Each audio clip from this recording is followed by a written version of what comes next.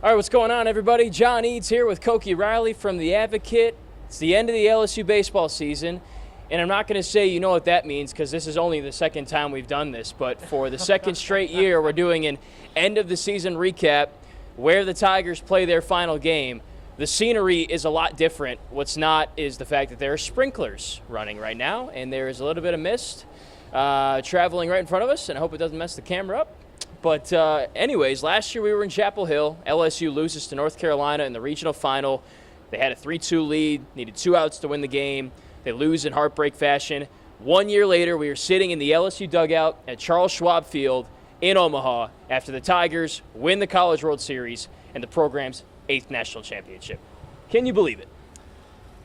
I guess I can now, but there were many points during this season where I felt like this wasn't going to happen, and it's hard to predict a second national championship in 3 years. You know, it's hard to do that because it's so hard to do this. Like, that's the thing that we need to remember here. Like, it is very, very hard to win the national championship, and it sounds very obvious, but this program has made it look easy with 2 and 3 years now, and to do it given all the question marks we had a year ago when we were doing this, where it just felt like they had so many roster question marks that they had to answer, and we'll probably get to some of those for next year's team in a bit. But I mean, they were losing their top 2 starters. They had questions of the portal, who was going to come back, who wasn't going to come back, and for all the new faces that are on this year's team to just come together and win the national championship that's surprising. I mean, when you look at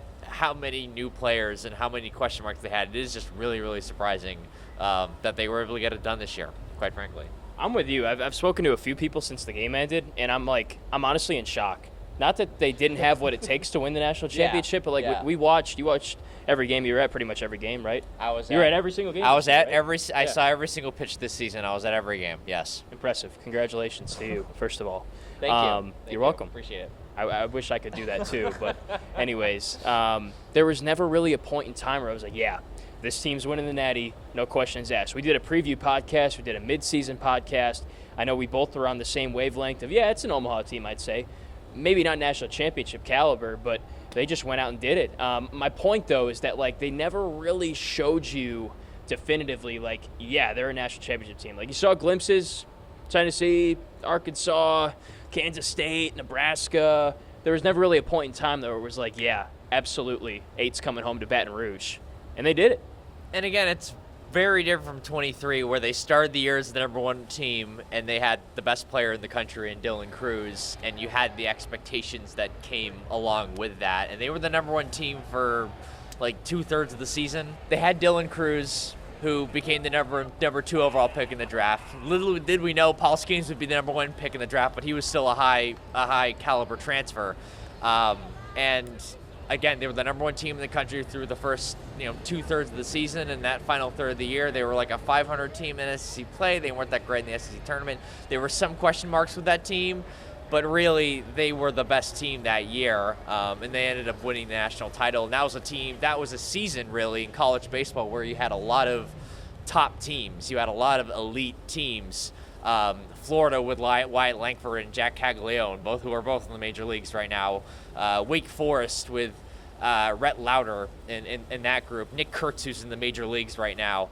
And this year, it wasn't the case. You didn't feel great about anyone's chances, especially when we showed up to Omaha here.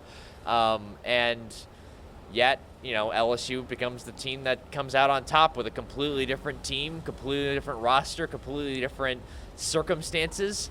And the one constant, though, is Jay Johnson. And what he's doing with this program right now it's hard to say that's not pretty special. Again, considering how many new faces that they had on this year's team and how many times where we questioned what was going to turn out. We felt like they were an Omaha team, but we really didn't feel like they were a national championship team, as we've been saying, until literally right now, until this moment. So it's been a pretty special season overall. It's kind of a throwback because I feel like back in the 90s, the 2000s, when LSU was winning, I don't know, in baseball there's over 300 teams, right? So it's kind of hard to look at one and go, yeah, they're winning the Natty, no questions asked. Like with football, you could look at Georgia's defense and be like, wow, they're very good. Like nobody's going to score on them and kind of project things like that. But baseball, it's harder to do. But I think the point is the tournament was wide open and LSU just was clicking at the right time. I think the biggest difference to me about this team versus last year is, one, they just seem to be more together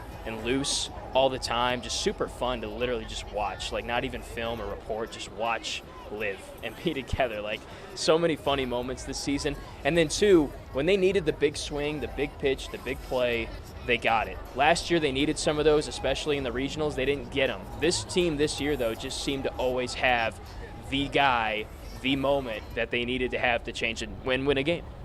And again, that's a lot easier to do when you have fourth-year seniors and fifth-year seniors who have been with the program for the entire time, like a Cade Beloso or Jordan Thompson or Trey Morgan, or so many of these guys who had been there with the program, whether it was under Maneri or under Jay, where you could create that camaraderie and really like play well in those pressure situations that you were talking about. And that was the 2023 team.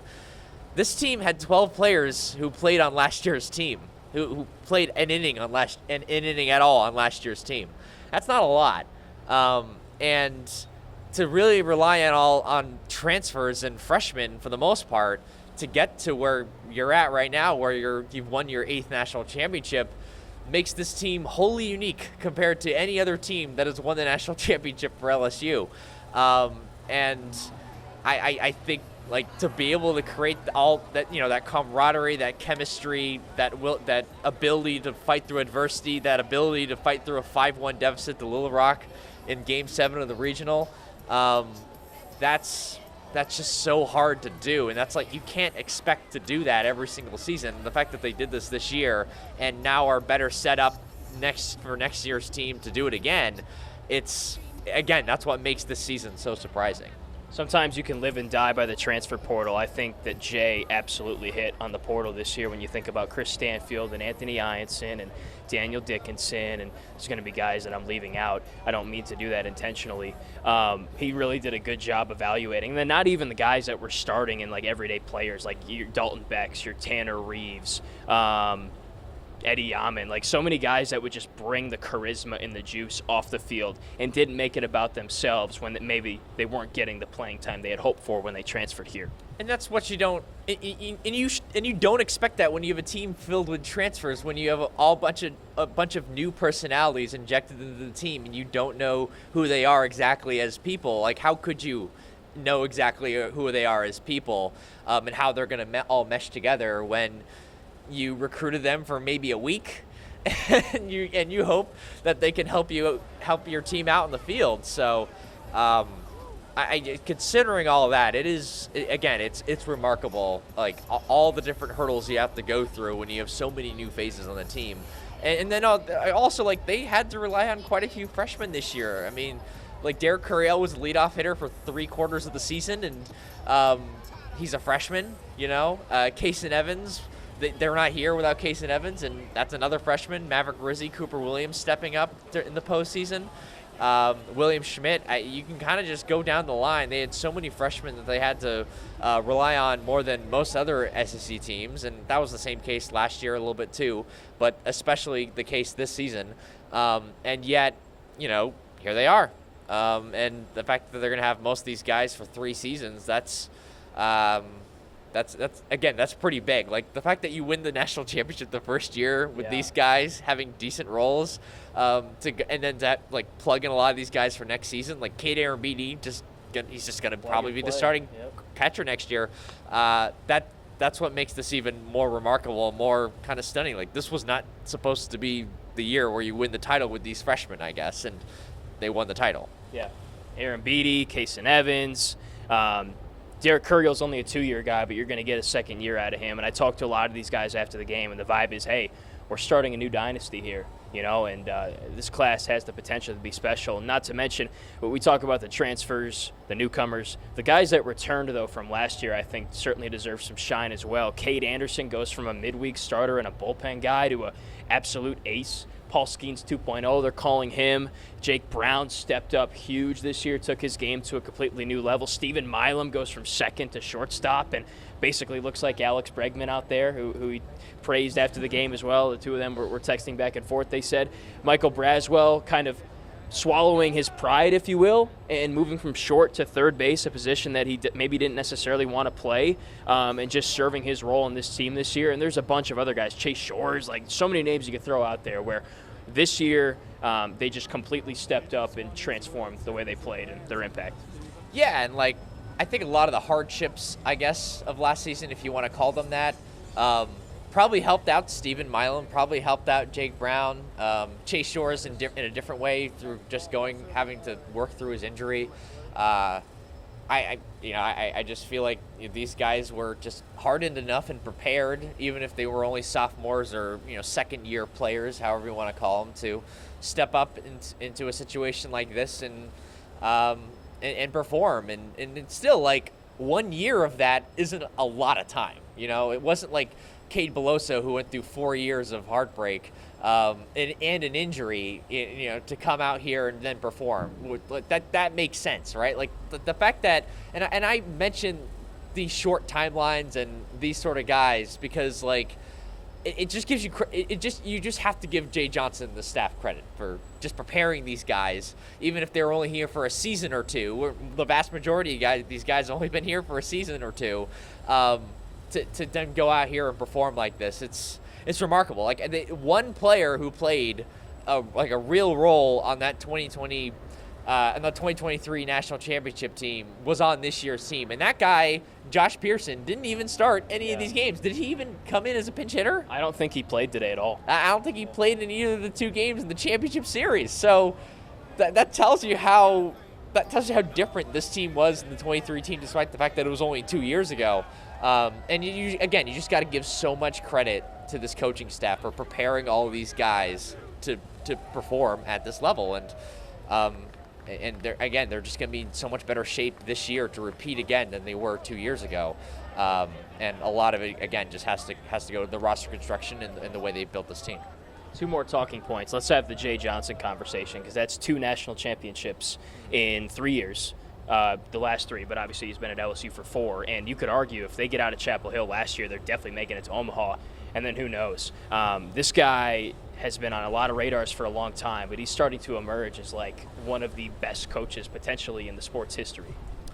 Yeah, when you said that, I'm like, that's a lot. But then again, if you think about it, he's the fastest coach in college baseball history to win multiple national championships at one school.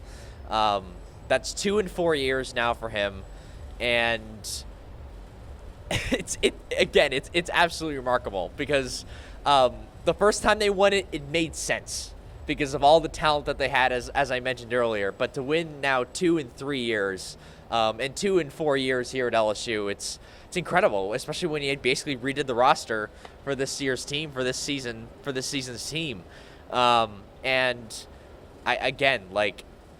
just his ability to coach these guys up and prepare them for this stage, it's hard to sort of put into words, honestly, without me just completely repeating myself with all these challenges that they've had to go through when you look at the bigger picture of this team and of this roster. Of course, there's more components too. I mean, Josh Jordan sounds like he'll be back in 26. The recruiting the job he does recruiting, Nate Yeske, the pitching coach, Josh Simpson returning to the staff after winning a natty in 23, going to Georgia, I think, in 24, yes. Coming back, Jamie Tutko, Chris Martin, like so many different guys, Chief Mark Wanahill, like everybody on the staff. It's just an elite staff, and it's led by Jay Johnson. He recruits at a high level, and when his team needs to be playing at its best, it seems like every year, whatever is in that sponge, he squeezes all of it out and gets the best version of LSU baseball. In 23, that was a natty team. 25, that was a natty team, and who knows what else he can accomplish. He's only been at LSU for 4 years, so unbelievable there. And then as far as 26, I hate to sit here in the dugout after this and start talking about next year, but just to give fans kind of some early thoughts on next year's team. Jay and I have spoken, and he's kind of made it clear that there's a lot of fringe guys that could go pro, could come back. They're going to do what they can to try to keep those types of guys here. They've already got a couple dudes out of the portal that look very promising, and, of course, probably a great freshman class coming in, too. Yeah, I just looked this up because I was writing a story on why they're in such a good position to win it again in next year or in future years. And they have the #1 recruiting class in the country heading into next year before the draft, granted. So they're a decent, at least a few of those guys are going to be picked and they'll never show up to campus. But a Jacob Mizorowski situation, to be clear.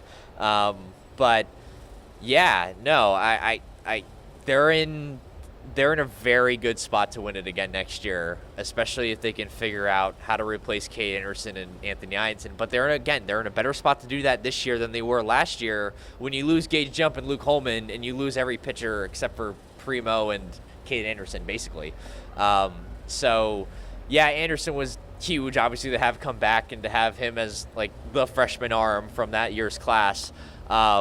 But like besides that, like this team, they're just in a much better situation to fill in any missing arms that even if Chase Shorts goes off the pro ball, that would be my guess. Yeah.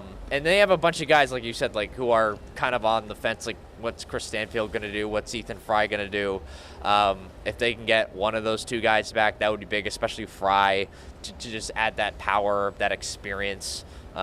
He would be a middle-of-the-order bat immediately for them, probably one of the better power hitters in the country next year.